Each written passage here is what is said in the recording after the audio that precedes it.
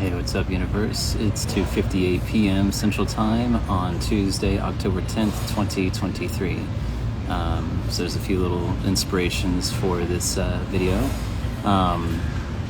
So I'll just kind of start with the last thing that I've just done. So I spent about 90 minutes putting together some documentation for HR and payroll regarding the W-8BEN, because they had some questions about it. Payroll didn't think that it necessarily applied to me, and so to remove the confusion, I provided them my revocation of election packet that I sent to the IRS, along with some other information that I felt would clarify some of the doubt or confusion around my W-8BEN. So we'll continue to see what comes of that. Again, I'm grateful for everybody working with me on that. It's been a very pleasant, easy experience so far. So that's a little update on that. Last night, I did meet that guy that I spoke about in my previous video.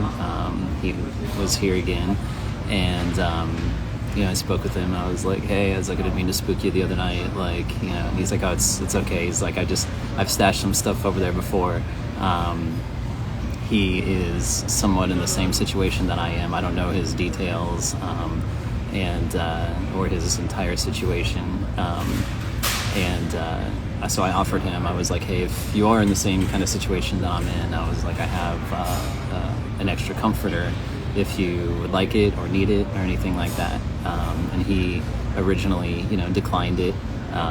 We made some introductions, he gave me his name, and so we know each other that way now. And it was a pretty brief exchange, but it was cordial and cool. So then last night I had just laid down to go to sleep, and he comes by and he's like, hey, Zach, and I was like, yeah. He's like, hey, you want some food? And he's like, I have an extra can of soup and some bread and some nuts and things like that. And I was like, hey, really? I was like, what do you have everything that you need? And he's like, yeah, I've got extra, I'm good. And so that was I found that to be a very gracious gesture, very supportive, very kind. And these are things that I pray for too, things that I state my gratitude for around, when I do my little prayers that I do throughout the day, stating my gratitude for, the love and the support and the grace and the kindness and the generosity. I can say it right off my tongue, because I say these things often, and this is a prime example of that. This is a man that owes me no loyalties, is a man of, doesn't appear to be of a lot of means, and is willing to share generously and kindly and lovingly to me. And so I let myself receive that. I was like, thank you. That's very generous and very kind. And he's like, if you that offer for that comforter is still available, I'll take you up on that. I was like, sure.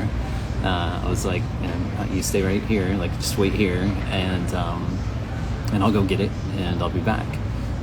So I went and I got the comforter and gave it to him, and he gave me another can of soup as well, and it was a great exchange. And this is the kind of thing that these are the kinds of stories and experiences that I actually love having in my life, because it shows it's humanity. It's two people that may not hardly have anything, and where openness and vulnerability and sharing, caring, to me it's like a genuine love. People that don't owe anybody else any type of obligation, no loyalties, no obligation, nothing, complete strangers, just helping each other out, and that's a beautiful thing. And it humors me, because in contrast, there's, through my own experiences, through the people that were taught at least that I was taught, that I should be able to rely on, I haven't been able to. And so just it makes me chuckle and smile because people that have more means and could do more choose not to. And that's fine, you know, like I believe it's all part of my path and my lesson too. So I'm not holding them to task or berating them or saying they're bad or that they're wrong, because that's their choice and that's their prerogative. That's fine. I just find it still humors me, not in the sense of like in an ego way, but more of isn't the universe a funny place, you know? And so I'm just grateful for that exchange and grateful for the food and just grateful for that connection and that camaraderie. So I wanted to state that. So appreciate that. And then to go along to speak a little bit, about a little bit more about my family, is that my oldest sister liked my video from yesterday. You know, she hearted it, and I could interpret that interaction a number of different ways, but it would all be assumptions because I don't know exactly what her intention is for liking the video. So speculation or not, I would just rather not speculate on it. All I do know for a fact is that she apparently must have watched at least some of it, and she chose to interact with the video by liking it or hearting it. And then my middle sister, Lisa, obviously left a comment. I say obvious because you can go and check it out for yourself. And I could interpret that comment in a number of different ways too. And I'm not entirely sure what her intention behind that comment was. Just to speak to a little bit to that comment is that, yes, I am absolutely secure in the choices that I've made, because she quoted your truth, and it is my truth, just as you responding the way that you responded to the video and how you feel about my choices or whatever it is I'm doing or whatever it is I'm saying or however it is I'm being, whatever, that's how you feel about it, and that's your truth. And I can't say anything about that. I can't tell you that you're wrong about that. That's a completely valid experience, and that goes for everybody in my family, like everybody's response to how I am is completely valid. Just, it's no different than my response towards anybody else. It's completely valid, like everybody's position, regardless of what side they're on, regardless of whatever the topic is or whatever the experience is, it's all completely valid. It's all completely valid. To say otherwise, in my opinion, is extremely arrogant, and is to say that one knows better than God or the universe, which I find just, obviously laughable.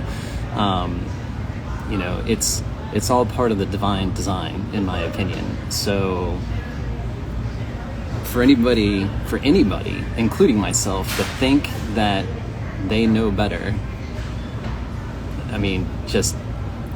I obviously have opinions about that doesn't align with my philosophy. I just don't think that's, as human beings, we're in a position to make that kind of a call. I'm not omnipotent, and I don't view anybody else as omnipotent, and therefore not in a position to know what the divine design is. So just let it be. And again, that translates into how I parent, and I'm telling you that my children absolutely appreciate that. So if anybody wants to know how they feel about my choices, I invite you to ask them. Obviously my family has made their opinions known about how they feel about my choices. The thing that, again, humors me a little bit is that these same individuals that claim to care about my children and their well-being are taking positions and attitudes and making statements and having certain energies towards me that could very well threaten the relationship that they so desire to protect. This is definitely one of the times where it's a paradox, where the very thing that one wishes to safeguard and protect is threatened by the very actions that that person is taking. There's countless examples of this. There's stories of this all over the place. This is a timeless story. But again, I'm not going to claim that to be right or wrong. Again, that's a valid position. They have valid feelings. They have valid opinions. They have valid interpretations. It's whatever, you know. So I just there's just things that are humored, I'm just humored by. And again, with my oldest sister saying that nobody watches these videos, and my video from yesterday had like 42 views. I think 33 unique accounts, 15 were followers, 18 weren't followers. And again, I'm not doing this for the views, but to say that nobody watches the videos is again kind of funny. And then also yesterday's video was the most interacted video with the most likes and comments. So there's that. And then again, just to go along with being humored, that if I'm going to get this kind of, the energy, and again, this is my interpretation, my first interpretation, if there's going to, there really wasn't any misunderstanding when Michelle came here and provided what her input, it was pretty direct. But if I'm going to receive that kind of energy, which could be construed as haters, right, then I would say that I'm on the right path, because I think anybody that has any type of measure of success would say that once you start to generate haters, then you're doing something right. Because if you're placating everybody and everybody's a yes man, then you're probably doing something not quite right. You know what I mean? So I'm going to view that as a testament to being in alignment with what it is I'm supposed to do. And again, like, I view everybody as being on their own path. Everybody has their own life, and I would never ever, it's not my place to tell anybody what their truth is or what's right or wrong for them. And so I find it funny when I receive that from the people that are supposed to be closest to me, that they think that they know better. It's a little arrogant, but be that as it may, that's your truth. And so keep on keeping on, that's whatever. So I'm going to end it with a couple of like a poem and like a parable in a way, right? Like a little by Alan Watts. The poem is by, I don't know if it's by Mother Teresa, but it is one that she had etched in a wall at a children's place in Calcutta, and it's called "Do It Anyway," right? So I'm going to start with that one. It says, "People are often unreasonable, irrational, and self-centered. Forgive them anyway. If you are kind, people may accuse you of selfish, ulterior motives. Be kind anyway. If you are successful, you will win some unfaithful friends and some genuine enemies. Succeed anyway. If you are honest and sincere, people may deceive you. Be honest and sincere anyway. What you spend years creating, others could destroy overnight. Create anyway. If you find serenity and happiness, some may be jealous. Be happy anyway. The good you do today will often be forgotten. Do good anyway. Give the best you have, and it will never be enough. Give your best anyway. In the final analysis, it is between you and God. It was never between you and them anyway."